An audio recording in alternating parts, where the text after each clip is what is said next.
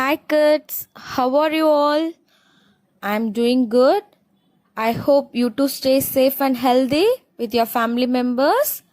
Yes. Kids, in this session we are going to see one poem. Yes, the name of the poem is Wandering Singers by Sarojini Naidu. Let's have look on this. Let's have look at this clip. Kids, yes, here I have shared the picture of Sarojini Naidu. See, Sarojini Naidu was a famous Indian poet and a major freedom fighter. She was given a sobriquet Bharat Kokila, which means the Nightingale of India, on account of her beautiful poem and songs. See, Sarojini Naidu was a famous Indian poet as well as major freedom fighter. She was honored with the title of Nightingale of India because of her beautiful poems and songs. Okay? Just have a look at this stanza 1. Where the voice of the wind calls our wandering feet through echoing forest and echoing street, with lutes in our hands, ever singing we roam. All men are our kindred, the world is our home. Let me repeat again. Where the voice of the wind calls our wandering feet through echoing forest and echoing street, with lutes in our hands, ever singing we roam. All men are our kindred, the world is our home. Through this stanza, the author tells us that we all are same and the world is considered to be as our home.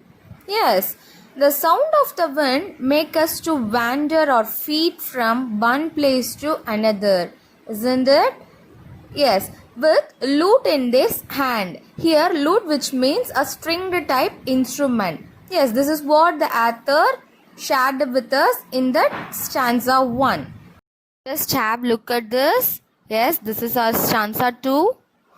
Our lays are of cities, O lustre is shed, the laughter and beauty of women long dead, the sword of old battle, the crown of old kings, and happy and simple and sorrowful things. Let me repeat once again.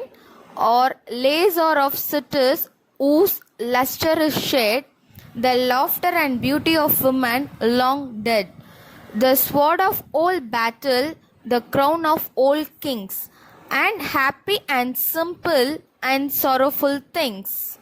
See, the author tells us that we shed their feelings through this stanza by explaining laughter and beauty of women, sword of old battles, and the crown of old kings, and so on.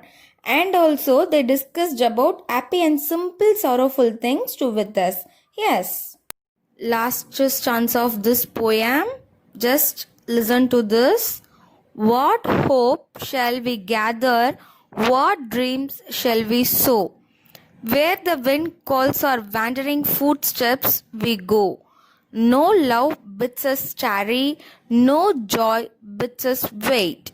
The voice of the wind is the voice of our fate. Let me repeat again. What hope shall we gather? What dream shall we sow? Where the wind calls our wandering footsteps, we go. No love bids us tarry, no joy bids us wait. The voice of the wind is the voice of our fate. See, once upon a time we had listened to so many beautiful memories as we discussed earlier. Yes, but as of now, with what hope we can unite. Yes, there is no love, happiness to tarry. See, tarry which means wait. Yes, here tarry which means we have to wait for some days or years and so on. Nowadays we didn't feel like that to stay happy. Finally, the voice of the wind is became the voice of all or fate. This is what the author would have shared through our. Okay, kids. Almost we are in end of this poem. Yes, this is our conclusion part. Through this poem, what we came to know is all about wandering singers and their activities and their lifestyles, etc. and also we should came to know about how their song was praised the olden age people, kings, relative, and so on. This is what the author shared with us through this poem. Okay, kids, got it?